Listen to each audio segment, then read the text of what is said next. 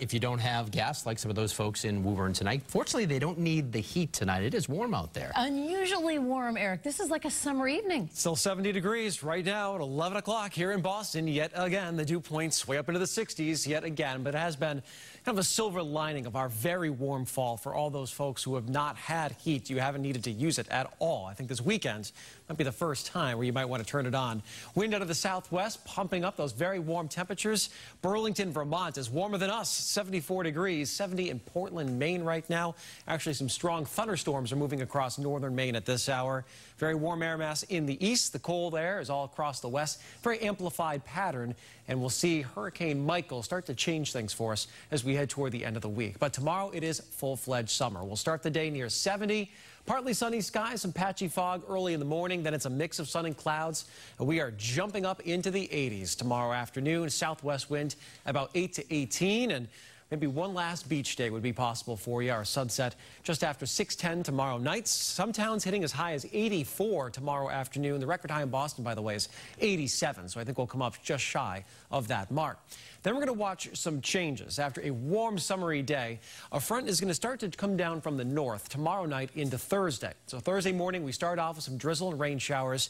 And then throughout the rest of the day and into the afternoon and the evening, I think we'll see these scattered downpours, some elements of heavy rainfall, all working their way throughout the overnight into early on Friday morning. So most of our rainfall, when it comes to Michael, is associated with that tropical moisture, but it's well out in advance of the center. When the center actually gets close to us, that's when the rain is going to stop. So kind of unique in that kind of sense.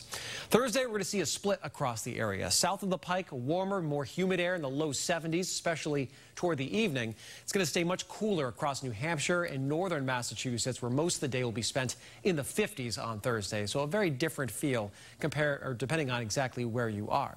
Our dew point, same idea, very humid tomorrow, same on Thursday, but if you're in New Hampshire or northern Mass, it won't feel as humid on Thursday. And then the bottom drops out at the end of this week. And the change in the middle is Hurricane Michael, which is going to be a very destructive hurricane here toward the Florida Panhandle, coming ashore around 2 p.m. near Panama City tomorrow. That moisture, again, is all well out in advance of the storm. As we head toward Friday morning, it's making its closest pass, and if we can get some rain on Friday, that heavier rainfall will be likely across Cape Cod and the islands. I think from Boston north and west, we would be staying dry all day long. Then as that center moves farther to the east, the rain shuts down, so during the afternoon and the evening, we see clearing skies and drier air rolling in. I do think we see about 1 to 3 inches of total rainfall Thursday into early Friday morning. The strongest winds will stay offshore, but high surf will be expected on Friday, so there may be some ferry disruption between the Cape and the islands. And then we see some much cooler air moving in this weekend. By the time we hit Saturday, we have highs in the 50s, which we haven't had since early June, way back when. And Sunday looks like the brighter weekend day with highs near 60. And this is a pattern change. It's going to be settling in for a while. David and Lisa, back to you. We could use a pattern change. Yeah. I would say so. Thanks.